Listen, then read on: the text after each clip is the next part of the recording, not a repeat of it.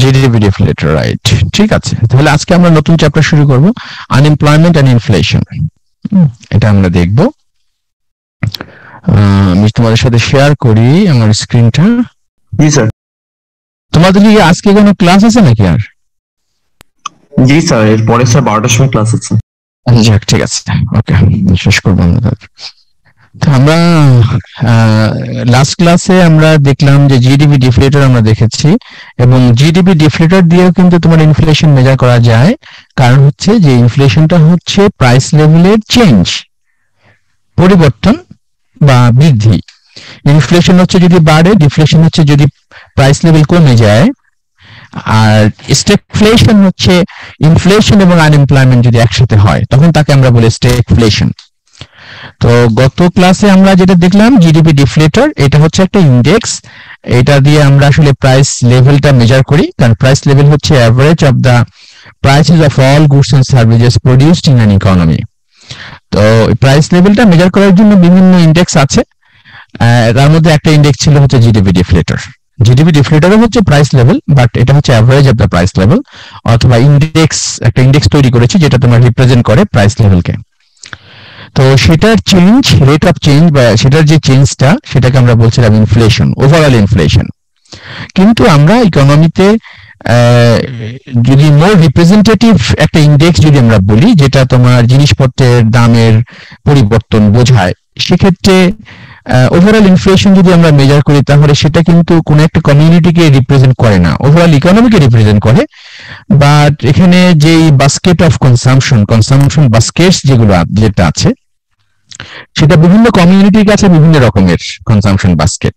যেমন রিচ যারা, তাদের যে কনসামশন বাস্কেট, পোরদের কনসামশন বাস্কেট কিন্তু এক না। কিন্তু যখন আমরা জিডিপি ডিফলেটর আমরা মেজার করি, তখন কিন্তু সবারটা একসাথে অ্যাভারেজটা নেওয়া হয়। এখানে চালের দামও নেওয়া হয়, আবার গাড়ির দামও নেওয়া হয়। সেটা আসলে তাহলে কোনো একটা নির্দিষ্ট কমিউনিটিকে ভালোভাবে রিপ্রেজেন্ট করে না। সেই জন্য আমরা যেটা করি, আরো কিছু ইন্ডেক্স আমরা ব্যবহার করি ইনফ্লেশন মেজারমেন্টের জন্য, যেটা তোমার নির্দিষ্ট একটা কনসামশন বাস্কেটকে রিপ্রেজেন্ট করে। যেমন কনসামশন, আমরা যেটা এই চ্যাপ্টারে যেটা আমরা দেখবো, আনএমপ্লয়মেন্ট আলোচনা করার পরে আমরা দেখব যে সিপিআই, কনজিউমার প্রাইস ইন্ডেক্স। একটা হলো আমরা দেখবো কনজিউমার প্রাইস ইন্ডেক্স, হ্যাঁ, সিপিআই, সেটা হলো শুধুমাত্র কনসামশন বাস্কেট নিয়ে আলোচনা করবে। সিপিআই এর চেঞ্জটা, জিডিপি ডিফলেটরের চেঞ্জটা যেমন আমরা দেখেছি ওভারঅল ইনফ্লেশন মেজার করে, সিপিআই দিয়েও আমরা ইনফ্লেশন মেজার করতে পারি। সেখানে কনসামশন বাস্কেট শুধুমাত্র কনজিউমার গুডস যেগুলো আছে সেগুলো, কারণ কনজিউমার গুডস যেগুলো আছে, কনসামশন গুডস যেগুলো আছে, সেগুলো মোটামুটি সবাই কিন্তু সেটা কনজিউম করে। সে ধনী গরিব সব শ্রেণীর লোক, লবণ লাগবে, সল্ট সবারই লাগবে, চাল সবার লাগবে, ডাল সবার লাগবে। যেই কমোডিটি গুলো তোমার মোটামুটি বেশিরভাগ মানুষ যেটা কনসামশন করে, সেই দ্রব্য সামগ্রীর দাম যদি বেড়ে যায় তাহলে বেশি সমস্যা হয়। সেজন্য আমরা ওই কমোডিটি গুলো, যে কমোডিটি গুলো কনসামশন বাস্কেটের মধ্যে থাকে, সেগুলোকে আমরা আলাদাভাবে রাখবো, এবং সেটা দিয়ে সেই কনসামশন গুডস দিয়ে আমরা সিপিআই মেজার করবো, কনসামশন প্রাইস ইন্ডেক্স বা কনজিউমার প্রাইস ইন্ডেক্স। আরেকটা আছে PPI, producer price index. Sorry, সেখানে শুধুমাত্র প্রোডিউসার যেই গুডস এন্ড সার্ভিসেস ব্যবহার করে অন্য দ্রব্য এবং সামগ্রী উৎপাদনের জন্য, সেগুলো নিয়ে একটা ইন্ডেক্স করা হয়, সেটাকে আমরা পিপিআই বলছি। সেটা দিয়ে ইনফ্লেশন মেজার করা যাবে। ঠিক আছে, সেটা আমরা দেখবো, গ্রাজুয়ালি আমরা সেটা দেখবো। ফার্স্টে আমরা একটু আনএমপ্লয়মেন্ট নিয়ে একটু আলোচনা করি। আনএমপ্লয়মেন্ট বলতে কি বুঝি, types of unemployment, different definition, unemployment rate, labor force participation rate and employment population ratio, এগুলো আমরা দেখব গ্রাজুয়ালি। আমরা তারপর আমরা ইনফ্লেশন আলোচনা করব। তো আনএমপ্লয়মেন্ট বলতে আসলে সবই আছে স্যার। হ্যাঁ, বুঝি নাই। এই 9 পয়েন্ট, মানে এখানে যে 7টা টপিক দেখেন, 7টা টপিকে সবই আছে থাকার কথা। হ্যাঁ, সবই আছে। কেন না স্যার, মানে just to get an idea about the syllabus sir, বুঝছেন? ইয়েস, সব 7টাই আছে সেকশন, এটা টপিক বলতে ডিফারেন্ট সেকশনস। হ্যাঁ, এগুলো সবগুলোই আছে এবং খুবই ইন্টারেস্টিং। সিটি তোমাদের সিটি জানে কবে? তুমি সিটি দিয়ে দিয়েছি আমি? জি স্যার, হ্যাঁ এই ওয়েডনেসডে স্যার। হ্যাঁ তাই তো, হ্যাঁ হ্যাঁ সেটাই তো, এই আজকে যা পড়াবো তার উপর থাকবে তাই না? সেটাই তো কথা ছিল। হ্যাঁ হ্যাঁ হ্যাঁ, আজকে এসো তোমাদের গত চ্যাপ্টারে, লাস্ট চ্যাপ্টার এবং এই চ্যাপ্টার, তাই না? জি স্যার, মার্কেট আর হচ্ছে যে স্যার চ্যাপ্টার 9 স্যার। না চ্যাপ্টার 8 ছিল। Sorry sir, chapter 8 sir, chapter 9 sir, market হয়ে গেছে। জি স্যার, মার্কেট আগে হয়ে গেছে না? জি স্যার, মার্কেট আগে হয়ে গেছে, চ্যাপ্টার 8 চ্যাপ্টার 9 স্যার। তোমাদের সিটি আমি কটা নিয়েছি? 2টা। জি স্যার, অলরেডি 2টা নিয়েছেন স্যার। আরেকটা নেবো 3টা। আর স্যার দেখায় কি অবস্থা? স্যার একটা নিয়েছেন স্যার, আরেকটা নিতে চেয়েছিলেন কিন্তু স্যার যেহেতু আপনি দিয়েছেন আমরা স্যার বলিনি কিছু। কিন্তু স্যারের তো নিতে হবে। যাই এনিওয়ে, এদিকে প্রফেসর রোজ না, আব্দুর রউফ? জি প্রফেসর আব্দুর রউফ না? আমাদের তো 4টা সিটি নিলেই হবে স্যার। হ্যাঁ তাহলে তো স্যারই দিতে পারতেন। আচ্ছা যাক, এনিওয়ে ঠিক আছে, আমি নেবো। ওকে, স্যার যদি নিতে চান স্যার নেবেন আর কি, স্যার তো কিছু বলেন নাই। আচ্ছা ঠিক আছে। তো আমরা আনএমপ্লয়মেন্টটা আমরা দেখি, আনএমপ্লয়মেন্ট বলতে আসলে আমরা কি বুঝি। তো define the unemployment rate, the labor force participation rate and the employment population ratio and understand how they are computed. তো আমরা লেবার ফোর্সটা প্রথমে ফার্স্টে আমাদের যেটা জানা দরকার সেটা হচ্ছে লেবার ফোর্সটা কি। লেবার ফোর্স যারা থাকবে তার একটা অংশ হবে এমপ্লয়েড এবং আরেকটা অংশ হবে unemployed. The labor force, the sum of employed and unemployed workers in the economy, সেটাকে আমরা বলছি লেবার ফোর্স। তোমার এখানে আনএমপ্লয়মেন্ট রেটটা হচ্ছে the percentage of the labour force that is unemployed. তো এখানে যখন আমরা লেবার ফোর্স বলবো, এই লেবার ফোর্সের মধ্যে কিন্তু তোমার বাচ্চারা থাকবে না, শিশু বাচ্চা এরা থাকবে না, বৃদ্ধরা থাকবে না, ফিজিক্যালি চ্যালেঞ্জ যারা আছে তারা থাকবে না। হ্যাঁ সেগুলো তাদেরকে কিন্তু আমরা লেবার ফোর্সে রাখবো না আর কি। আচ্ছা, তো এখানে তোমার একটা দেয়া আছে, চার্ট দেওয়া আছে যে ওয়ার্কিং এজ পপুলেশন যারা আছে সাধারণত তোমার 17 বছর বা 16 বছর থেকে ধরা হয়, 16 থেকে 65 বা 60 পর্যন্ত ধরা হয় ওয়ার্কিং এজ পপুলেশনটা। এই স্ট্যাটিস্টিক্সে দেওয়া আছে তোমার হচ্ছে ইউএস এর জন্য, বা একইভাবে এটা বাংলাদেশের জন্য অ্যাপ্লিকেবল, নাম্বারটা চেঞ্জ হবে। ওয়ার্কিং এজ পপুলেশন সেটাকে আমরা দুই ভাগে ভাগ করি, একটা হচ্ছে তোমার লেবার ফোর্স আর একটা হচ্ছে তোমার not in labour force. Labour ফোর্সে যারা থাকবে তাদেরকে আমরা এমপ্লয়েড এবং আনএমপ্লয়েড দুই ভাগে ভাগ করব। আর নট ইন লেবার ফোর্স সেটা হচ্ছে তোমার নট অ্যাভেলেবল ফর ওয়ার্ক, আর একটা হচ্ছে তোমার currently want a job but not working. আর এর মধ্যে currently want a job but not working এর মধ্যে ডিসকারেজড ওয়ার্কার আছে, আর একটা হচ্ছে তোমার not currently looking for work because of child care responsibilities, transportation problems or other reasons. তো ডিসকারেজড ওয়ার্কার যারা আছে তারা কি, তারা মনে করছে অনেকদিন যাবত তারা চাকরি পাচ্ছে না এবং তারা মনে করছে তাদের আর চাকরি হবে না। People who are available for work but have not looked for a job during previous 4 weeks because they believe no jobs are available for them, সেটা হচ্ছে discouraged workers. তো এখানে কিভাবে আমরা আনএমপ্লয়মেন্ট রেটটা মেজার করব? আনএমপ্লয়মেন্ট রেটটা হচ্ছে number of unemployed people divided by labour force, total number of labour force, আর হচ্ছে তোমার টাইমস 100। এখানে লেবার ফোর্স হচ্ছে এটা, আর হচ্ছে তোমার নাম্বার অফ আনএমপ্লয়েড এটা, এবং টাইমস 100 এটা হচ্ছে আমরা আনএমপ্লয়মেন্ট রেট পাবো। একইভাবে আমরা এখানে তোমার লেবার পার্টিসিপেশন রেটটা আমরা বের করতে পারবো। লেবার পার্টিসিপেশন রেট সেটা কি, সেটা হচ্ছে labour force divided by working age population. আমরা যে শুরু করেছিলাম চারটা, working age population divided by হচ্ছে না labour force divided by working age population, সেটা হচ্ছে লেবার ফোর্স পার্টিসিপেশন রেট। ঠিক আছে। আর এমপ্লয়মেন্ট পপুলেশন রেশিও সেটা কি, সেটা হচ্ছে এমপ্লয়েড লোক কত আছে আর ওয়ার্কিং এজ পপুলেশন, সেটা হচ্ছে এমপ্লয়মেন্ট পপুলেশন রেশিও। এই তিনটা ডেফিনিশন তোমরা মনে রাখবা। আচ্ছা, problems with measuring the unemployment rate, কি কি প্রবলেম আছে এখানে? প্রবলেমের মধ্যে তোমার underestimate unemployment, it may underestimate unemployment কেন? Distinguishing between people who are unemployed and not in the labor force requires judgment. এটা একটা জাজমেন্টাল বটে, কারণ অনেকে আছে তোমার কাজ করে না, আনএমপ্লয়েড, এখন সে কি আসলে আনএমপ্লয়েড হিসেবে ধরবো নাকি not in the labour force সেটা ধরবো? এখন এটা অনেক সময় একটু সমস্যা হয়ে যায়। যেমন should we exclude discouraged workers or not? Discouraged ওয়ার্কারকে কি আসলে লেবার ফোর্সের ভিতরে ধরা দরকার নাকি ধরা উচিত না? যারা চাকরি নাই, চাকরি খুঁজছে কিন্তু মনে করে যে তাদের কোনোদিন চাকরি হবে না, এটা আর কি। আর only measures employment, not intensity of employment, full time versus part time, some people are underemployed. অনেক সময় যারা পার্ট টাইম আছে তাদেরকে এমপ্লয়েড বলা হবে কিনা সেটা একটা কোশ্চেন। আচ্ছা, তারপরে it may overstate unemployment, people might claim falsely to be actively looking for work, may claim not to be working to evade taxes or keep criminal activity unnoticed.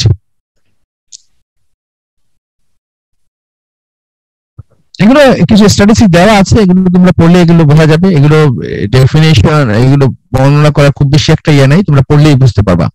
এই জন্য এটা আমি একটু স্কিপ করে যাচ্ছি, তোমরা এটা পড়লেই বুঝতে পারবা। আর টাইপস অফ আনএমপ্লয়মেন্টে আমরা একটু আলোচনা করব, এটা ইম্পর্টেন্ট। এটা হচ্ছে যে এখানে বিভিন্ন রকমের আনএমপ্লয়মেন্ট আছে। একটা হচ্ছে তোমার ফ্রিকশনাল আনএমপ্লয়মেন্ট। ফ্রিকশনাল আনএমপ্লয়মেন্ট বলতে কি বোঝায়? সেটা হচ্ছে যে তোমার short term unemployment that arises from the process of matching workers with jobs. যেমন ধরো কেউ একজন চাকরি পেয়েছে কিন্তু চাকরি পাওয়ার পরেও সে জব জয়েন করছে না, কারণ কি? সে মনে করে যে সে হয়তো আরো বেটার জব পাবে, ভালো জবের জন্য সে ওয়েট করছে, কিন্তু সে চাকরি পাওয়া সত্ত্বেও সে জয়েন করছে না। যেমন বুয়েট থেকে পাশ করে একটা ছেলে, সে চাইলেই সে হয়তো 10,000 টাকার কোনো জব করবে না, সে হয়তো তোমার ওয়েট করবে যে না আমি আরো ভালো জব পাবো আর কি, সেই জন্য সে হয়তো ওখানে জয়েন করবে না। Short term unemployment that arises from the process of matching workers with jobs, এটাকে ফ্রিকশনাল আনএমপ্লয়মেন্ট বলছি। আর স্ট্রাকচারাল আনএমপ্লয়মেন্ট হচ্ছে যে তোমার unemployment that arises from a persistent mismatch between the skills or attributes of workers and the requirements of jobs. এই দুটোর মধ্যে যখন তোমার মিসম্যাচ হয় তখন তোমার আর কি স্ট্রাকচারাল আনএমপ্লয়মেন্ট। যেমন ধরো পদ্মা সেতু যখন হচ্ছে, পদ্মা সেতু ওখানে যারা তোমার নৌকার উপর ডিপেন্ডেন্ট, ওয়াটার ট্রান্সপোর্টেশনের উপরে যারা ডিপেন্ডেন্ট আছে, এখন তারা হয়তো আনএমপ্লয়েড হয়ে যাবে, তখন তাকে আমরা বলবো স্ট্রাকচারাল আনএমপ্লয়েড। বা যখন তোমার এই কম্পিউটার যখন আসলো, কম্পিউটারের আগে টাইপরাইটার ছিল, টাইপ মেশিন ছিল, তখন যারা কম্পিউটার আসার পরে তারা কিন্তু আনএমপ্লয়েড হয়ে গেল, তখন তাকে আমরা বলছি স্ট্রাকচারাল আনএমপ্লয়েড। আর সাইক্লিক্যাল আনএমপ্লয়মেন্ট হচ্ছে unemployment causes by a business cycle recession. তো তোমাদের কি মনে আছে আমি কি তোমাদের বিজনেস সাইকেলের ডেফিনিশন দিয়েছিলাম গত ক্লাসে? জি sir, business cycle economic contract করে, সংকোচন হয় এবং ট্রাফিক গিয়ে ভয়ঙ্কর অবস্থা হয়, আনএমপ্লয়মেন্ট, হিউজ আনএমপ্লয়মেন্ট হয়, ইন্ডাস্ট্রি বন্ধ হয়ে যায়, অর্থনৈতিক মন্দা আর কি। তখন যে আনএমপ্লয়মেন্টটা হয় তখন তাকে আমরা বলছি তোমার সাইক্লিক্যাল আনএমপ্লয়মেন্ট। এবং এই দুইটা আনএমপ্লয়মেন্ট মিলে হয় হচ্ছে তোমার ফুল এমপ্লয়মেন্ট। এগুলো কি বলা হয়েছিল ক্লাসে? না, বলা হয় না মনে হয় না, এগুলো বলা হয়নি স্যার। আচ্ছা, ফুল এমপ্লয়মেন্ট, এটাকে আমরা বলছি ফুল এমপ্লয়মেন্ট। ফ্রিকশনাল আনএমপ্লয়মেন্ট এবং স্ট্রাকচারাল আনএমপ্লয়মেন্ট এটাকে আমরা ফুল এমপ্লয়মেন্ট বলা হচ্ছে, অথবা এই দুটাকে আমরা ন্যাচারাল রেট অফ আনএমপ্লয়মেন্ট বলি, ন্যাচারাল রেট অফ আনএমপ্লয়মেন্ট। তার মানে হচ্ছে ন্যাচারালি এই আনএমপ্লয়মেন্টটা তোমার এক্সিস্ট করে ইকোনমিতে, ন্যাচারালি এক্সিস্ট করে, যে কোনো যত বড় অর্থনীতি হোক না কেন সে এইটা তোমার এক্সিস্ট করে, এই ন্যাচারাল রেট অফ আনএমপ্লয়মেন্ট। এটাকে আমরা বলছি ফ্রিকশনাল এবং স্ট্রাকচারাল। আর ফুল এমপ্লয়মেন্ট এটাকে আমরা বলছি full employment. Natural rate of unemployment হচ্ছে full employment. Full employment does not indicate that there is no unemployment. Full employment indicate করে there is natural rate of unemployment, কোনো সাইক্লিক্যাল আনএমপ্লয়মেন্ট নাই। Natural rate of unemployment যখন থাকবে তখন তাকে আমরা বলছি ফুল এমপ্লয়মেন্ট, এবং সেটা হচ্ছে consist of frictional unemployment and structural unemployment. এই দুইটা মিলে হচ্ছে ন্যাচারাল রেট অফ আনএমপ্লয়মেন্ট। তখন আমরা বলি the economy is at full employment level of output, the economy produces full employment level of output. তার মানে তোমার ফ্রিকশনাল এবং স্ট্রাকচারাল আনএমপ্লয়মেন্ট এটা ন্যাচারালি ইকোনমিতে থাকে, চাকরি বেটার জব খুঁজছে, এবং স্ট্রাকচারালি যখন চেঞ্জ হয় ইকোনমি, তোমার যখন নতুন নতুন টেকনোলজিক্যাল ডেভেলপমেন্ট হয় তখন কিছু লোক চাকরি হারায়, আনএমপ্লয়েড হয়, তখন তাকে আমরা বলছি স্ট্রাকচারাল আনএমপ্লয়েড। তো এই দুইটা আনএমপ্লয়মেন্টটা তোমার খুবই ন্যাচারাল, এই জন্য তাকে বলা হচ্ছে ন্যাচারাল রেট অফ আনএমপ্লয়মেন্ট। এবং এই সিচুয়েশনে যে আউটপুটটা উৎপাদিত হয় ইকোনমিতে, তাকে আমরা বলছি full employment output, full employment level of output. এখানে বর্ণনা দেওয়া আছে, তোমরা এগুলো পড়তে পারো, ডিটেলস আছে, মোর ডিটেলস এখানে দেওয়া আছে। হ্যাঁ, আচ্ছা, একটা কনসেপ্ট তোমাদের জানা বলা উচিত, সেটা হচ্ছে মিনিমাম ওয়েজ। মিনিমাম ওয়েজটা কি? মিনিমাম ওয়েজটা হচ্ছে যে তোমার ইকোনমিতে যারা ওয়ার্কিং ক্লাস পপুলেশন আছে তাদেরকে তোমার মানে তাদের ওয়েলফেয়ারের জন্য গভর্নমেন্ট একটা ওয়েজ ঠিক করে দেয় পার আওয়ার অথবা পার মান্থ। এই ওয়েজের নিচে তোমার কোনো কাউকে বেতন দেওয়া যাবে না, এই ওয়েজের থেকে বেশি হতে হবে, এর চেয়ে কম হওয়া যাবে না। হ্যাঁ, তখন তাকে বলা হয় হচ্ছে তোমার এটাকে তখন বলছে যে তোমার মিনিমাম ওয়েজ। এইটা টার্মিনোলজিটা হচ্ছে মিনিমাম ওয়েজ, যে ওয়েজটা তোমার গভর্নমেন্ট থেকে নির্ধারণ করা থাকে যে এর নিচে দেওয়া যাবে না। যেমন তোমার ধরো ফেডারেল মিনিমাম ওয়েজ হচ্ছে $7.5, $7.25 পার আওয়ার। এর নিচে কেউ কাউকে কোনো এমপ্লয়ার কোনো এমপ্লয়িকে দিতে পারবে না। এবং এটা ভ্যারি করে, স্টেট টু স্টেট ভ্যারি করে। বাংলাদেশেও তোমার এরকম আছে, প্রায় এখন বোধ হয় মিনিমাম ওয়েজ কত আছে গার্মেন্টস সেক্টরের জন্য, মিনিমাম ওয়েজ গভর্নমেন্ট ঠিক করে দিয়েছে। এটা কত আছে এখন মিনিমাম ওয়েজ? খুব সম্ভব 10-এর মতো মনে হয়, চেক করছি স্যার। কত, 10-এর মতো না? আমি লাস্ট করেছিলাম 10-এর মতো, চেক করছি তো। হ্যাঁ হ্যাঁ, ওই 10-এর মতো হবে আর কি। এটা মিনিমাম ওয়েজ, এর নিচে দেওয়া যাবে না। ঠিক আছে। আর আরেকটা ডেফিনিশন আমরা জানবো, সেটা হচ্ছে ইফিসিয়েন্সি ওয়েজ। ইফিসিয়েন্সি ওয়েজটা কি? এটা হচ্ছে কোন একটা ইকোনমিতে তোমার ইকুইলিব্রিয়াম ওয়েজ যেটা থাকে, ইকুইলিব্রিয়াম ওয়েজ হচ্ছে কি লেবার ডিমান্ড আর হচ্ছে লেবার সাপ্লাই, এটা হচ্ছে ওয়েজ, আর এটা হচ্ছে তোমার লেবার। তো labour demand and labour supply sir 8000 হবে স্যার, 2018 সালে 8000 করেছে। হ্যাঁ, এখন একটু বেশি, এখন বেড়েছে, এখন বোধহয় 10-এর উপরে, একটু কাছাকাছি, আর একটু উপরে, এখন একটু উপরে হয়তো। তো ইফিসিয়েন্সি ওয়েজটা হচ্ছে তোমার এই যে ইকুইলিব্রিয়াম ওয়েজ, লেবার ডিমান্ড এবং লেবার সাপ্লাই, যেখানে তোমার ইয়া হবে আর কি, ইন্টারসেক্ট করবো, আমরা ইকুইলিব্রিয়াম পাবো। তো এইটা হচ্ছে মার্কেট ওয়েজ, এটাকে আমরা বলছি market wage. Labour demand and labour supply যেখানে তোমার ইন্টারসেক্ট করে, এটাকে বলছি মার্কেট ওয়েজ। তো এই মার্কেট ওয়েজে ধরো একজন এমপ্লয়ি কাজ করছে কোন একটা কোম্পানিতে, কোন একটা প্রতিষ্ঠানে কাজ করছে, সে এখন এই এমপ্লয়ার যিনি আছেন তিনি চিন্তা করছেন যে একে যদি আমি মানে যারা এমপ্লয়ি যারা থাকে এরা সবসময় বেটার জব সার্চ করতে থাকে এর চেয়ে, কারণ সে মার্কেট ওয়েজের থেকে বেশি ওয়েজ পাইলেই সে চলে যাবে, এটা মার্কেট ওয়েজ। তখন এমপ্লয়ার চিন্তা করলো যে এরে আসলে আমি যদি মার্কেট ওয়েজের থেকে একটু বেশি দেই তাহলে সে হয়তো চাকরি খুঁজবে না, আর চাকরি খুঁজতেও তো তার সময় লাগে, ওই লোকটা কাজে মনোযোগ দিতে পারে না, এফিসিয়েন্সি কমে যায়। সেই জন্য তার এফিসিয়েন্সি বাড়ানোর জন্য তাকে একটা ওয়েজ অফার করা হয় যেটা হচ্ছে তোমার অ্যাবভ দ্য মার্কেট ওয়েজ। যদি মার্কেট ওয়েজ যদি তোমার 15,000 40,000 টাকা হয়, 40,000 টাকা হয়, তখন তাকে হয়তো দেওয়া হলো যে তোমার ঠিক আছে, তোমাকে আমি 45 বা 47,000 টাকা দেবো। এটাকে বলে ইফিসিয়েন্সি ওয়েজ, যেটা অ্যাবভ দ্য মার্কেট ওয়েজ, ইফিসিয়েন্সিটা বাড়ানোর জন্য। আবার অন্যদিকে এমপ্লয়ের জন্য এটা সুবিধা, এমপ্লয়ের জন্য সুবিধা হচ্ছে যে সে যদি নতুন একজন কর্মকর্তা বা কর্মচারী নেয় তখন তাকে কিন্তু অনেক টাকা খরচ করতে হয়, ইন্টারভিউ অ্যারেঞ্জমেন্ট করতে হয়, অ্যাডভার্টাইজমেন্ট দিতে হয়, অনেক সমস্যা হয় আর কি। তো এগুলো মানে করতে গেলে অনেক টাকা দরকার, এরপরে প্রোডাকশনের তোমার ডিস্ট্রাকশন হয়, নতুন করে আবার শুরু করতে হয়, এরকম অনেক সমস্যা হয়। তখন তারা এমপ্লয়ার মনে করে যে তাহলে আমি আর নতুন কাউকে নেওয়া নেই, তাহলে আমার কিছু খরচও বাঁচবে, যে সেই খরচটা না করে আমি কিছু বেতন তাকে বাড়ায় দিই, আর বেতন বাড়ায় দিলে তার এফিসিয়েন্সিও বাড়বে, আমার উৎপাদনও বাড়বে। আর এমপ্লয়িও মনে করে যে ঠিক আছে, আমি যেহেতু মার্কেট ওয়েজের থেকে বেশি পাচ্ছি, তাহলে আমি এখানে করি, অন্য কোথাও আর না যাই আর কি, আমি এটা আর কি। তো আদার থিংস রিমেইনিং কনস্ট্যান্ট, এটাকে আমরা এফিসিয়েন্সি ওয়েজ বলছি। আচ্ছা, এখন যেটা আমরা বলতে চাচ্ছিলাম সেটা হলো মেজারিং ইনফ্লেশন। আমরা মেজারিং ইনফ্লেশন অলরেডি কিন্তু ইনফ্লেশন মেজার করেছি জিডিপি ডিফ্লেটর দিয়ে, হ্যাঁ, চেঞ্জ ইন জিডিপি ডিফ্লেটর, সেটা হচ্ছে ইনফ্লেশন। কিন্তু এখন আমরা সেটা তো একটা প্রাইস লেভেলের ইন্ডেক্স ছিল, এখনো আমরা প্রাইস লেভেলে মেজার করব, বাট ইউজিং ডিফারেন্ট ইন্ডিকেটর। ঠিক আছে, যেমন লাস্ট চ্যাপ্টারে we use GDP deflator to measure changes in the price level by inflation. By measuring changes in the prices of different baskets of goods, we would come up with different measures. একটা হচ্ছে তোমার consumer price index, যেটা আমি শুরুতেই বলেছিলাম, আর একটা হচ্ছে producers price index. Consumer price ইন্ডেক্সে আমরা কনসাম্পশন বাস্কেটের গুডস গুলো নেব।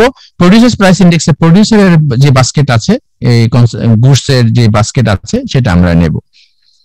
এখানে ডিফারেন্ট দেওয়া আছে যে consumer price index is a measure of the average of the prices a typical urban family of 4 pays for the goods and services they purchase। কি আছে আর কি, কোন কোন কমোডিটি এই কনজাম্পশন বাস্কেটের মধ্যে এগুলো আছে, হাউজিং আছে, food and beverages, education, communication, recreation, medical care, transportation, apparel, এগুলো মোটামুটি সবার প্রয়োজন।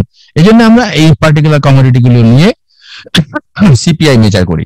তো সিপিআই মেজার করতে গেলে আমাদের তিনটা কন্ডিশন দরকার, three instruments we need. One, first of all, a basket of goods, which goods and services we will consider in CPI construction। CPI পাওয়ার পরে তো আমাদের সমস্যা নেই, সিপিআই যদি পেয়ে যাই তাহলে সিপিআই যে ইয়ারে নেব 2020 এর সিপিআই মাইনাস হচ্ছে সিপিআই 2019 এর ডিভাইডেড বাই সিপিআই 2019 টাইমস হচ্ছে 100, এটা হলে তোমার ইনফ্লেশন হয়ে যাবে, ইনফ্লেশন রেট। ঠিক আছে, এটা ইনফ্লেশন রেট ফ্রম 2019 to 2020, এটা হবে এটা। তার মানে সিপিআইটা কনস্ট্রাক্ট করলে আমরা ইনফ্লেশন পেয়ে যাচ্ছি, একইভাবে পিপিআই কনস্ট্রাক্ট করতে পারলে আমরা ইনফ্লেশন পেয়ে যাচ্ছি। তো এই সিপিআইটা কনস্ট্রাকশনের জন্য আমাদের কি করতে হবে? এক হলো আমাদের কনজাম্পশন বাস্কেটটা ঠিক করতে হবে, নাম্বার 1। নাম্বার 2 হচ্ছে যে the cost to purchase the basket of goods in a base year. তো বেজ ইয়ারে তোমার ওই জিনিসের দাম কত সেটা বের করতে হবে। আর 3 নম্বর হচ্ছে the prices in the current year. এই তিনটা জিনিস আমাদের লাগবে, যদি হয় তারপরে তোমার 100 দিয়ে মাল্টিপ্লাই করলে আমরা সিপিআই পাবো, এবং বেজ ইয়ারের সিপিআই হবে 100। ঠিক আছে, বেজ ইয়ারের সিপিআই 100, কারণ বেজ ইয়ারে আমাদের কারেন্ট এক্সপেন্ডিচার এবং হচ্ছে তোমার বেজ ইয়ারের এক্সপেন্ডিচার একই হবে, কারণ সেই ইয়ারে তো আমরা বেজ ইয়ার ধরেছি, তার মানে সেই ইয়ারে তোমার কোনো চেঞ্জ হবে না এক্সপেন্ডিচারে। তো এখানে আমরা একটু দেখি যে এখানে আমাদের বেজ ইয়ার আমরা 2010 কে ধরলাম, বেজ ইয়ারের কোয়ান্টিটি, বেজ ইয়ারের প্রাইস এবং বেজ ইয়ারের এক্সপেন্ডিচার। তার মানে এখানে তোমার এটা মাল্টিপ্লাই করো, আমাদের তিনটা কমোডিটি আছে এখানে, আই এক্সামিনেশন, পিৎজা আর হচ্ছে তোমার বুকস, এগুলো তুমি মাল্টিপ্লাই করলে তুমি কি পাবে? এই ইয়াগুলো পাওয়া যাবে, তোমার বেজ ইয়ারের এক্সপেন্ডিচার পাওয়া যাবে। আর প্রাইস ইন 2020 এগুলো দেয়া আছে। আর কোয়ান্টিটিতে আমরা ধরবো কিসের? এখানে কিন্তু তোমার খেয়াল রাখতে হবে যে কোয়ান্টিটি কিন্তু আমরা ধরবো হচ্ছে বেজ ইয়ারের, কারণ আমরা এখানে শুধুমাত্র প্রাইসের কারণে কি পরিবর্তন হচ্ছে, কারণ আমরা ইনফ্লেশন মেজার করব, চেঞ্জ ইন প্রাইসটা কি পরিবর্তন হচ্ছে সেটা আমরা দেখব। কোয়ান্টিটি যা ছিল তাই, কোয়ান্টিটি আমি 2010-এ যে কোয়ান্টিটি নিয়েছি, বেজ ইয়ারে যে কোয়ান্টিটি নিয়েছি সেটাই থাকবে, সেটা কোনো পরিবর্তন হবে না। ঠিক আছে, যেমন এখানে তোমার 2020-এর তোমার এক্সপেন্ডিচার দেওয়া, প্রাইস দেওয়া আছে, আর 2020-এর expenditure on base year quantities. তো বেজ ইয়ার কোয়ান্টিটিস কোনটা আছে? এটা হচ্ছে বেজ ইয়ার কোয়ান্টিটিস। তো এখন এটার সাথে এটা মাল্টিপ্লাই করতে হবে, অর্থাৎ কারেন্ট ইয়ারের প্রাইস এবং বেজ ইয়ারের কোয়ান্টিটি, অর্থাৎ কোয়ান্টিটি আগে যা ছিল সেটাই যদি আমরা কনসিডার করি, তখন দেখবো যে প্রাইসটা কি পরিমাণে পরিবর্তন হয়েছে। তখন আমরা ইনফ্লেশন বা change in price level, quantity কোনো চেঞ্জ নাই, কিন্তু প্রাইসে যদি পরিবর্তন হয় তাহলে আমাদের এক্সপেন্ডিচারে কি পরিবর্তন হয় সেটা আমরা মেজার করবো আর কি। তাহলে এক্সপেন্ডিচারস অন বেজ ইয়ার কোয়ান্টিটিস। একইভাবে এখানে যখন তোমার 2021 এর প্রাইস দেওয়া আছে, কিন্তু কোয়ান্টিটি হবে কি 2010-এর বেজ ইয়ারের, এই দুটা মাল্টিপ্লাই করলে আমরা পাবো হচ্ছে তোমার 2021-এর expenditure on base year quantities. ঠিক আছে, তাহলে এটা পাওয়ার পরে এখন তো আমাদের ইজি হয়ে গেল। এখন কি expenditure in the current year, তার মানে যদি আমি 2010-এর এক্সপেন্ডিচার ধরি তাহলে এখানে তোমার কারেন্ট ইয়ারের এক্সপেন্ডিচার এবং বেজ ইয়ারের এক্সপেন্ডিচার সেম, তার মানে এটা হবে 100। আর 2020-এর তোমার কারেন্ট ইয়ারের এক্সপেন্ডিচার হচ্ছে 900, আর হচ্ছে তোমার বেজ ইয়ারের এক্সপেন্ডিচার হচ্ছে 750, আর 2021-এ তোমার কারেন্ট এক্সপেন্ডিচার হচ্ছে 915, আর ডিভাইডেড বাই হচ্ছে বেজ এর এক্সপেন্ডিচার 750। তো এগুলো মাল্টিপ্লাই আমরা যদি রেশিওটা নেই তাহলে আমরা সিপিআই বা কনজিউমার প্রাইস ইন্ডেক্স পাবো। এরপরে এখন তো যেটা আমি দেখালাম সেটা করলেই তোমরা পাবে। এই যে এখন সিপিআই ইন 2020 মাইনাস সিপিআই, এখানে হবে CPI 2021 minus CPI 2020 divided by CPI 2020 times 100, এটা হবে ইনফ্লেশন রেট। বুঝছো? এই যে এখানে দেখো, তো এখানে আমরা সিপিআই কি পেয়েছি, সিপিআইটা কি পেয়েছি আমরা দেখো, এখানে 120 পেয়েছি হলো 2020-এর, আর 2021-এ পেয়েছি 122। তার মানে এখানে তোমার 122 মাইনাস 120 ডিভাইডেড বাই 120 টাইমস 100, যেটা আমি বলেছি, এটা হচ্ছে তোমার সিপিআই। সিপিআই এর চেঞ্জ, তার মানে হচ্ছে চেঞ্জ ইন সিপিআই মানে হচ্ছে এটা হচ্ছে তোমার inflation rate. Inflation rate using CPI, inflation rate from 2020 to 2021, এটা ঠিক আছে। তো এখানে সাম পটেনশিয়াল প্রবলেমস গুলো কি কি হতে পারে, এখানে কিছু প্রবলেম হতে পারে সিপিআই মেজারমেন্টে।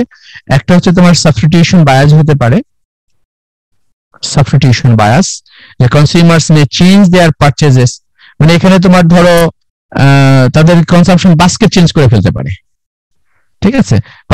পারচেজিং হ্যাবিটস চেঞ্জ হয়ে যেতে পারে from goods that have been increased in price, যেই দ্রব্যের দাম বেড়ে গেছে তার হয়তো সাবস্টিটিউট করতে পারে, অন্য দ্রব্যে চলে যেতে পারে।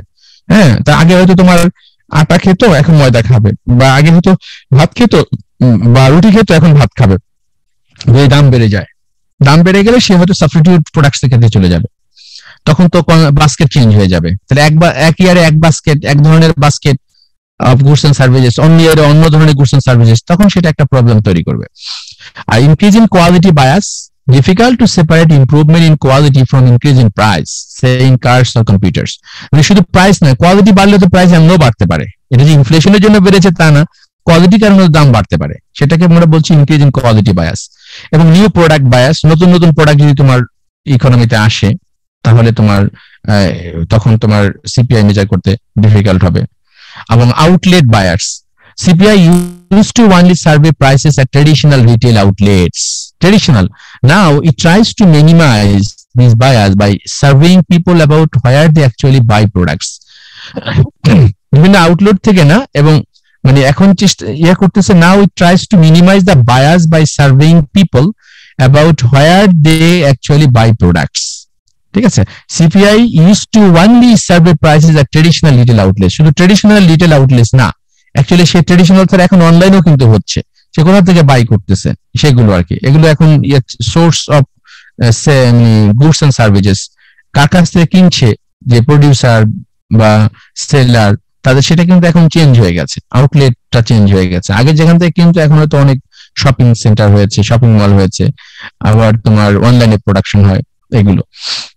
আর প্রোডিউসার প্রাইস ইন্ডেক্স, এটা কিন্তু ওরকমই, জাস্ট এখানে কি চেঞ্জ হবে, চেঞ্জটা হচ্ছে is an average of the prices received by producers of goods and services at all stages of the production process. সব স্টেজের প্রোডাকশন প্রসেস যেগুলো আছে সেগুলো আর কি ওই গুডস এন্ড সার্ভিসেস গুলো নেওয়া হয়, সব স্টেজের প্রোডাকশন গুলো। এখানে শুধু তোমার মানে কনসাম্পশন গুডস ধরা হবে না, শুধু প্রোডাকশন গুডস যেগুলো আছে, র মেটেরিয়ালস আছে, এই যে যেমন এখানে দেওয়া আছে যে uses a basket of goods but not goods are those used by producers, ঠিক আছে। Is conceptually similar to CPI. In that case it uses a basket of goods but the goods are used by producers not consumers. আর এখানে আমরা কি কি raw materials like coal and crude petroleum and intermediate goods like flour, yarn, steel and lumber এগুলো ব্যবহার করা হয়, ঠিক আছে। এখন একইভাবে সিপিআই যেভাবে আমরা মেজার করেছি একইভাবে তোমার সিপিআই যেভাবে মেজার করা হয়েছে একইভাবে পিপিআই মেজার করা হবে যাবে এবং ইনফ্লেশন বের করা যাবে। জাস্ট বলতে হবে যে measuring inflation using PPI, measuring inflation using CPI, এটা বলতে হবে। আর একটা ভেরি ভেরি ইম্পর্টেন্ট থিং, এটা মনে রাখবা, ইউজিং প্রাইস ইন্ডেক্সেস তো হয় না, এটা ইন্ডাইসিস হবে, to adjust for the effects of inflation, তাই না? ইন্ডেক্সেস না তো, ইন্ডেক্সের প্লুরাল কি হবে? ইন্ডেক্সেস তো হয় না, তাই না? ইন্ডিসেস হবে। হ্যাঁ, না না না না না না না না না না না index, what are the three indexes? তো আমি ইন্ডাইসেস বলি, ইন্ডিসেস বা ইন্ডাইসেস, ডিআইসিএস হবে, সিইএস হবে, এটা ভুল আছে। আচ্ছা ঠিক আছে। তো আমরা এই এখানে যে জিনিসটা আমরা দেখতে যাচ্ছি সেটা হলো ধরো তোমার দাদা বা তোমার রিলেটিভস, আঙ্কেল বা বাবা, তারা 20 বছর আগে কত টাকা বেতন পেত, যেমন আগে আগে তো তোমার ধরো সরকারি, আমরাই তো যখন চাকরিতে ঢুকি প্রথম বেতন পাই কত জানো? প্রথম আমাদের সরকারি ফার্স্ট ক্লাস বিশ্ববিদ্যালয় শিক্ষক, ফার্স্ট ক্লাস টিচারদের আমাদের বেতন সর্বসাকুল্য ছিল 11,000 টাকা। আচ্ছা, 2009-এর কথা, 9-এর শুরুতে। এরপরে সেটা 18,000 হলো আর কি, এমনি এন্ট্রি লেভেলে। এখন তো সেটা তোমার 40,000 মতো হয়ে গেছে এন্ট্রি লেভেলে। তো এখন এই যে যে তোমার ইয়েটা, মানে বেতনটা তোমার ধরো 2021-এ বা 20-এ যে বেতনটা আমরা পাই, এবং আমাদের লেভেলের যে অফিসাররা বা শিক্ষকরা যারা ছিলেন 20 বছর আগে বা 30 বছর আগে, 30 বছর আগে তো তারা পাইতো মাত্র 3500 বা 4700 টাকা, মানে সব মিলে 7-8 হাজার টাকা বেতন পেত। তো সেই 7-8 হাজার টাকা বা 10,000 টাকা ইন 1990 সনে 10,000 টাকা বর্তমানে তার ভ্যালু কত? বর্তমানে এন্ট্রি লেভেলে যে লোক এখন বেতন পায় 40,000 টাকা, সে কি বেশি বেতন পাচ্ছে, নাকি 30 বছর আগে 1990 সনে যে 10,000 টাকা পেত সে বেশি বেতন পাচ্ছে? অ্যাকচুয়ালি কে বেশি বেতন পাচ্ছে সেটা আমরা কিভাবে বের করবো? আমার কথাটা কি পরিষ্কার? বুঝতে পেরেছো? আমরা যদি বলি 1990 সনে যে 10,000 টাকা বেতন পেত সে কি আমার চেয়ে ভালো ছিল না খারাপ ছিল আর্থিক দিক থেকে, সেটা আমরা কিভাবে মেজার করবো? সেটা আমরা সিপিআই ব্যবহার করে মেজার করতে পারবো, বুঝছো? যেমন তখন কিভাবে সিপিআই মেজার করবো? আমরা বলবো যে ভ্যালু ইন 2020, এখন বর্তমানে তার ভ্যালুটা কত।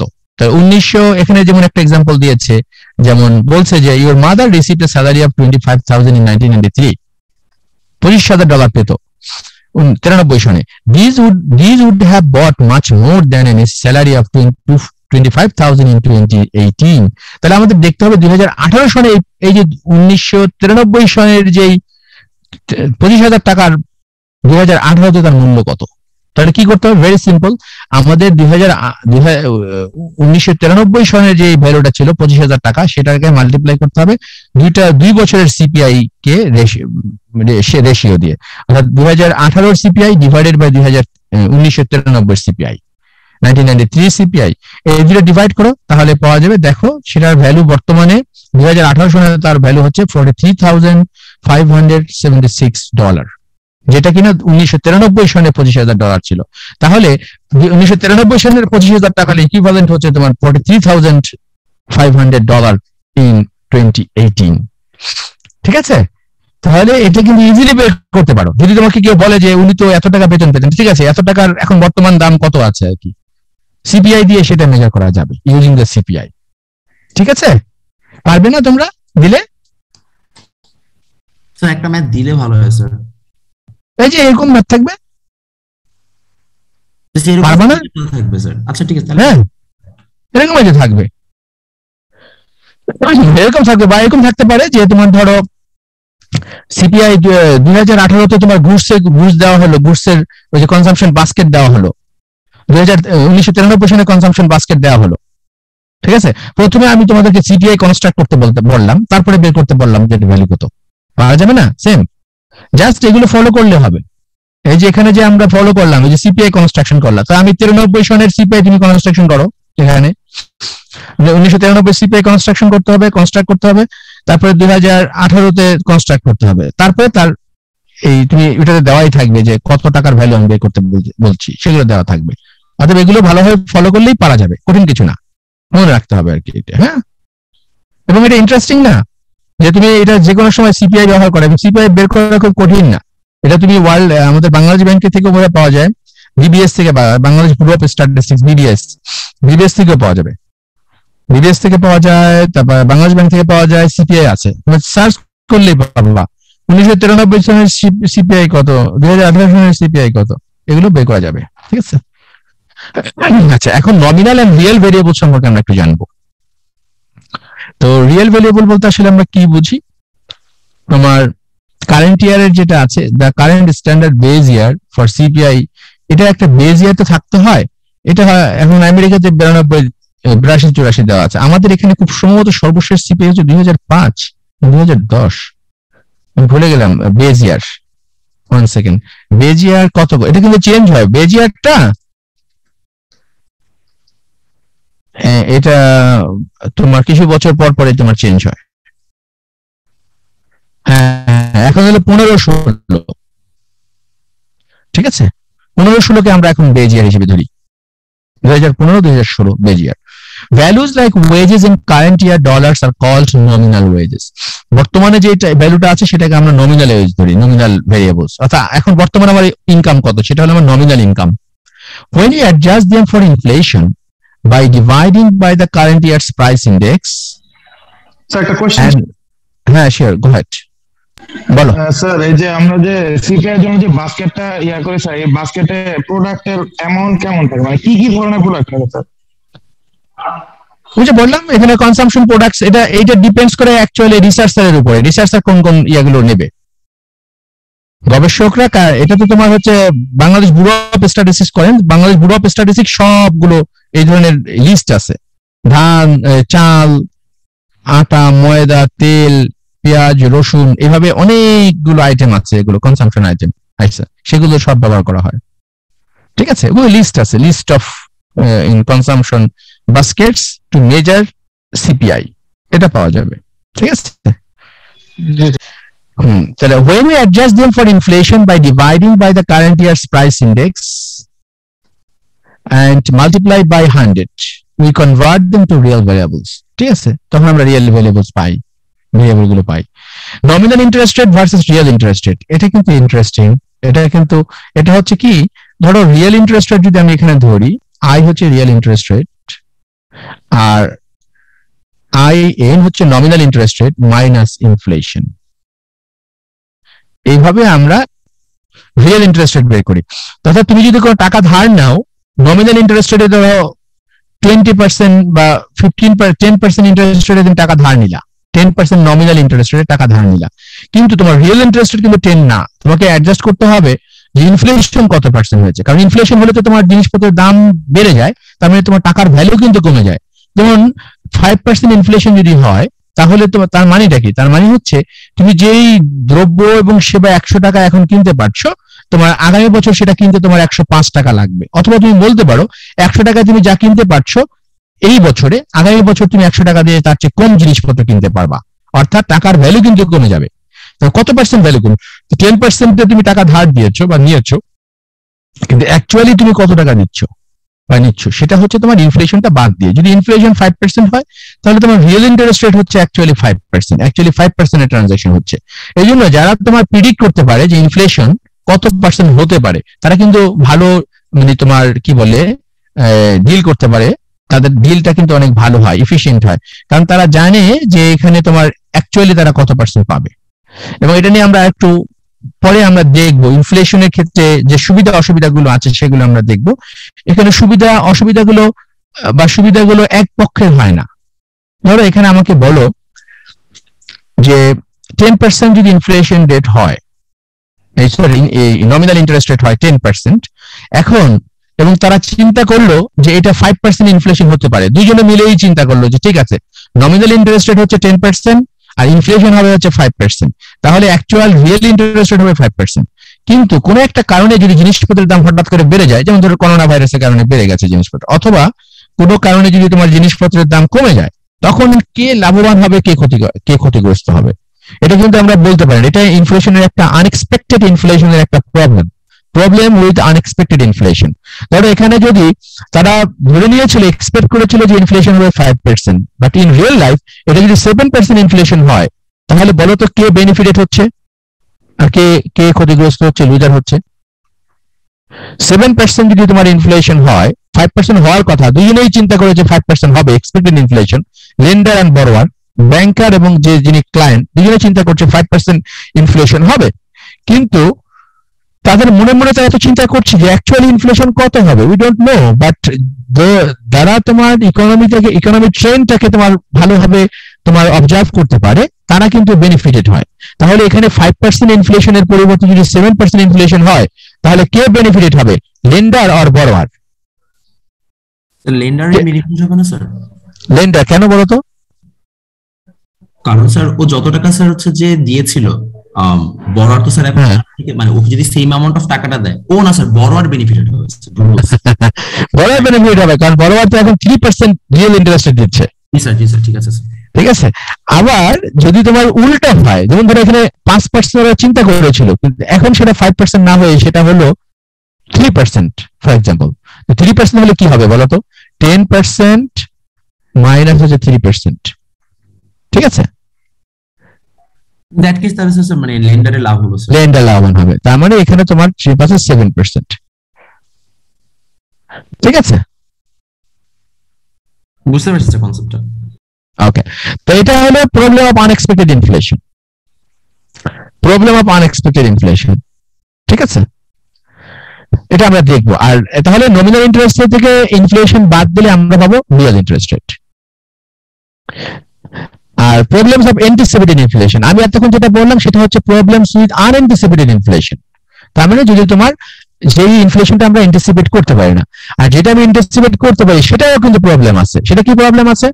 যেমন ধরো তুমি যদি সে টাকাটা তোমার হাতে থাকে, হ্যাঁ, some prices even if inflation is anticipated it still causes problems. এক নম্বরে যেটা বললো, some prices and incomes will remain fixed, some redistribution of income will occur. যেমন ধরো তোমার কোন কোন ক্ষেত্রে তোমার ধরো বেতন যারা ফিক্সড ইনকাম আর্নার, সরকারি চাকরিজীবী যারা আছে, তার ইনকাম কিন্তু ফিক্সড। তো ইনকাম যদি ফিক্সড হয়, তখন যদি ইনফ্লেশন বেড়ে যায় তাদের জিনিসপত্র কেনার ক্রয় ক্ষমতা কমে যায়। এটা একটা প্রবলেম। তারা জানে যে এটা সমস্যা আছে, কিন্তু সমস্যা থাকলেও তারা কিছু করার থাকে না ফিক্সড ইনকাম আর্নারদের। People and firms have increase real cost of holding cash. ধরো তুমি যদি টাকাটা তোমার ব্যাংকে না রেখে তোমার কাছে হাতে রেখে দাও, তোমার হাতে যদি টাকাটা রেখে দাও, তাহলে টাকাটা কিন্তু তোমার ইনফ্লেশন হলে সেই টাকার ভ্যালুটা কমে যাবে, রিয়েল ভ্যালু। ক্যাশ হোল্ডিং করলে তোমার টাকার ভ্যালু কমে যাবে। আর একটা হচ্ছে মেনু কস্ট, কিছুদিন পর পর জিনিসপত্রের দাম যদি বেড়ে যায়, সেটা তোমার সার্কুলেট করতে, সবাইকে জানাতে, এ করতে কিন্তু অনেক সময় অনেক টাকা খরচ হয়। প্রিন্টিং থেকে শুরু করে এগুলো, অ্যাডভার্টাইজমেন্ট, প্রিন্টিং, এগুলোতে কিন্তু টাকা হয়, ব্যয় হয় কিছু। আর investors R tax on nominal returns, ইনভেস্টরদের ট্যাক্স বসানো হয় হচ্ছে নমিনাল রিটার্নস এর উপরে, রিয়েল রিটার্নস এ না। তার মানে তোমার যখন তোমার ইনফ্লেশন হবে, নমিনাল রিটার্নের জন্য বেশি টাকা হয়ে যাবে। যেমন তুমি ট্যাক্স দিচ্ছ ফর এক্সাম্পল 2 লাখ টাকা ট্যাক্স দিচ্ছ, কিন্তু নমিনাল রেটে যখন ইনফ্লেশন হবে সেটা রেটটা কিন্তু তোমার বেড়ে যাবে। ঠিক আছে, কারণ investors R tax on nominal returns rather than real return, so this can increase the tax due, ট্যাক্সের টাকাটা হয়তো বেড়ে যাবে। ঠিক আছে, আর আনএন্টিসিপেটেড ইনফ্লেশন আমি এতক্ষণ তোমাদের বললাম ওই রিয়েল ইন্টারেস্ট রেট, সেটা আমি বললাম যে real interest rate, unexpected inflation যদি তোমার হয়, তাহলে রিয়েল ইন্টারেস্ট রেট চেঞ্জ হয়ে যায়, তখন বড়োয়ার এবং লেন্ডার ক্ষতিগ্রস্ত হয়। কিন্তু সব জিনিসপত্রের দাম যদি একই সাথে তোমার চেঞ্জ হয়ে যায়, তখন কিন্তু কোনো লোকেই কিন্তু তোমার অ্যাফেক্টেড হবে না, অ্যাজ ইট ইজ, তাই না? তুমি জিনিসপত্রের দামও একই রইলো, আর হচ্ছে তোমার কি বলে, জিনিসপত্রের দামও এক, তুমি ইনকাম যা হচ্ছে ইনকামও 5% বাড়লো, জিনিসপত্রের দামও সব 5% বাড়লো, তাহলে কোনো সমস্যা নাই। সবকিছু দাম যদি একই সাথে সেম পার্সেন্টেজে চেঞ্জ হয়, তখন তো প্রবলেম নাই। কিন্তু ঘটনা হলো সব তো একসাথে চেঞ্জ হয় না, দ্যাট ইজ দ্য প্রবলেম। আর দুইটা ইনফ্লেশন আছে, একটা হচ্ছে তোমার, আমি 1 মিনিটের মধ্যে 2 মিনিটের মধ্যে শেষ করবো। একটা হচ্ছে তোমার ডিমান্ড পুল ইনফ্লেশন, ডিমান্ড পুল ইনফ্লেশন, একটা হচ্ছে cost push inflation, cost push inflation. তো ডিমান্ড পুল ইনফ্লেশনটা কি? যদি জিনিসপত্রের ডিমান্ড খুব বেড়ে যায়, হ্যাঁ, জিনিসপত্রের ডিমান্ড যদি খুব বেড়ে যায়, তখন তাকে আমরা বলি ডিমান্ড পুল ইনফ্লেশন। কোয়ান্টিটি বা ওয়াই আর কি, আউটপুট বা কোয়ান্টিটি, এরকম যদি হয়, ধরো যেখানে এগ্রিগেট ডিমান্ড যদি ধরি, এগ্রিগেট ডিমান্ড মানে সব ডিমান্ড একসাথে, আর হচ্ছে এগ্রিগেট সাপ্লাই যদি ধরি, এটা হলো সব, এটা হলো প্রাইস লেভেল। সমস্ত সাপ্লাই একসাথে এগ্রিগেট করলে এগ্রিগেট সাপ্লাই, সমস্ত ডিমান্ড একসাথে করলে এগ্রিগেট ডিমান্ড। এখন এটা হচ্ছে ইকুইলিব্রিয়াম প্রাইস, এটা ধরো, আর কোয়ান্টিটি Y1, আউটপুট আর কোয়ান্টিটি আউটপুট।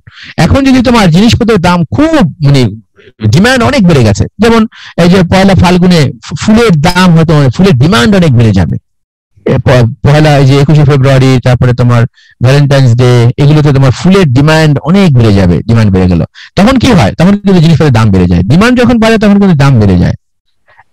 এটাকে আমরা বলছি ডিমান্ড বাড়লে যখন তোমার প্রাইস বেড়ে যায়, তখন তাকে আমরা বলছি ডিমান্ড পুল ইনফ্লেশন, এই প্রাইসটা বেড়ে যাচ্ছে। ঠিক আছে, তো এটা একটা সুবিধা হচ্ছে যে এখানে আউটপুটও বাড়ে, এটা একটা সুবিধা। আর কস্ট পুশ ইনফ্লেশনের ক্ষেত্রে কি হয়? সেটা হচ্ছে যে তোমার কস্ট যদি, উৎপাদনের খরচ যদি বেড়ে যায়, উৎপাদনের খরচ বাড়লে কি তোমার কি হবে বলতো? এগ্রিগেট সাপ্লাই কি কমবে না বাড়বে? উৎপাদনের খরচ বাড়লে কি এগ্রিগেট সাপ্লাই কি বাড়ে না কমে?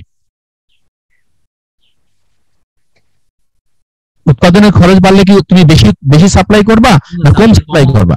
সাপ্লাই কম হবে। তো সাপ্লাই কম হলে সেটা কোন দিকে যাবে, ডান দিকে না বাম দিকে? এটা বাঁ দিকে শিফট হবে না ডান দিকে শিফট হবে? সাপ্লাই কম হলে স্যার বাঁ দিকে শিফট হবে, রাইট। তাহলে কি হলো, এখানেও কিন্তু দাম বাড়ছে, এখানে কিন্তু প্রাইস বেড়ে যাচ্ছে, কিন্তু আউটপুট কমে যাচ্ছে। কস্ট অফ প্রোডাকশন বেড়ে যাবে, আউটপুট কমে যাবে। তাহলে কস্ট ডিমান্ড পুল ইনফ্লেশনের ডিমান্ড বাড়ার কারণে তোমার ইনফ্লেশন হয়, জিনিসপত্রের দাম বাড়ে। আর কস্ট পুশ ইনফ্লেশনের ক্ষেত্রে কস্ট বাড়ার কারণে তোমার দাম বেড়ে যায়, এটাকে কস্ট পুশ ইনফ্লেশন বলছে। কিন্তু দুটোর মধ্যে বেটার কোনটা? বেটার হচ্ছে ডিমান্ড পুল ইনফ্লেশন, কারণ সেখানে দাম বাড়ার সাথে সাথে উৎপাদনও বাড়ে, উৎপাদন বলে এমপ্লয়মেন্ট বাড়বে, মানুষের কর্মসংস্থান হলো, তাদের জীবনযাত্রার মান বাড়বে। কিন্তু কস্ট পুশ ইনফ্লেশন অর্থাৎ তোমার জিনিসপত্রের দাম বেড়ে যাচ্ছে, কি কারণে? Cost of production, factors of প্রোডাকশনের যেমন ওয়েজ বেড়ে গেল, ল্যান্ড লেবার ক্যাপিটালের প্রাইস বেড়ে গেল, তখন সমস্যা হয়, কারণ তখন তোমার আউটপুট কমে যায়। আউটপুট কমে গেলে আনএমপ্লয়মেন্ট বেশি হয়ে যাবে। ঠিক আছে, তো এইটুকু মোটামুটি আমাদের ইনফ্লেশনে। তোমাদের কোনো কোশ্চেন থাকলে বলো, কোশ্চেন না থাকলে আমরা এখানে শেষ করবো। স্যার একটা কোশ্চেন ছিল, আপনি যখন স্যার হচ্ছে আমাকে বলো। ওয়ার্কিং এজ স্যার পড়াচ্ছিলেন, তো মনে করেন sir anyone who is not directly মানে ফর এক্সাম্পল স্যার যারা হোম মেকার, তারাও কি ইকোনমিক কন্ট্রিবিউশনের অংশ হিসেবে স্যার মেজার্ড হয় নাকি স্যার হয় না? না, সেটা হয় না, সেটা তো আমরা শর্টকামিংস অফ ইকোনমিক, সেটা তো বলেছি, সেটা আলোচনা আমাদের হয়েছিল, আমাদের আই বিলিভ আমরা আলোচনা করেছি। সেটা হলো যে তোমার শর্টকামিংস অফ জিডিপি মেজারমেন্ট, যারা হোম মেকার অথবা এডুকেটেড প্যারেন্টস যারা তোমার বাসায় থাকে, হ্যাঁ, বাসায় হোম তোমার কি বলে এটাকে, যে বাচ্চাদের কেয়ারিং থেকে শুরু করে অন্যান্য কাজ করে, সেটা তোমার জিডিপি মেজার করা হয় না। এটা এই জন্য আমরা আন্ডার এস্টিমেট করি জিডিপি কে। সেটা মেজার করা হলে জিডিপি আরো বেড়ে যেত, কারণ তাদের অপরচুনিটি কস্ট আছে, opportunity cost of spending time at home, সেটা কিন্তু তোমাদের আছে, সেটা কিন্তু কনসিডার করা উচিত, কিন্তু কনসিডার করা হয় না। ঠিক আছে, ওটা কনসিডার করা হয় না। আমাদের ওয়ার্কিং মানে লেবার গ্রুপে এদেরকে সামিল করি নাকি? ওকে, ঠিক আছে। না, মেজার করা হবে না, কারণ তারা যদি কাজ না করে, they are not looking for work, they have to looking for work, right? আমি স্যার এমন কাজই করতে হবে যেটা থেকে স্যার ডাইরেক্টলি মনিটারি বেনিফিটস আসবে। এক্স্যাক্টলি, তার টাকা না হলে সেটা তো হবে না। কিন্তু আমরা হ্যাঁ বলো মানে স্যার তাহলে আমরা ওটাকে কাজ বলছি না যদি মনিটারি ইনসেন্টিভ না। কারণ তাহলে জিডিপি তো আমরা মেজার করছি না, জিডিপি তো আমরা মেজার করছি না, তাই না? কারণ সেটা কাজ বললে তো সেটা জিডিপি তে মেজার হবে, রাইট? সেটা তো জিডিপি তে মেজার করছি না। এবং হোম রিজন হতে পারে না স্যার যে এইভাবে যেহেতু ইকোনমিক্সরা হচ্ছে যে হিসাব করে, দ্যাটস ওয়াই হচ্ছে যে তাদের কাজগুলোকে লুপ ডাউন করা হয়। হ্যাঁ, কিন্তু ভেরি ডিফিকাল্ট, কারণ তুমি প্রত্যেকের অপরচুনিটি কস্ট তোমার বের করতে হবে। একজন ওয়েটেড ইঞ্জিনিয়ার আমি চিনি, এখানে কেউ আছে, সে চাকরি করে না, তার বেতন কত হতে পারে এটা এখন খুঁজে কে বের করবে যে কার বাসায় কয়জন আছে যে চাকরি করে না, শিক্ষিত এডুকেটেড চাকরি করতে পারে এবং তার অ্যাভারেজ ওয়েজ এত হবে, সে কিভাবে খুঁজবে? It's difficult, monitoring is very difficult. বুঝতে পারছি স্যার। ঠিক আছে, ওকে, ঠিক আছে, তাহলে আমরা ভালো থেকো, বুধবারে পরীক্ষা। হ্যাঁ, ঠিক আছে স্যার। চ্যাপ্টার 8 আর 9 ওকে, 8 আর 9, রাইট।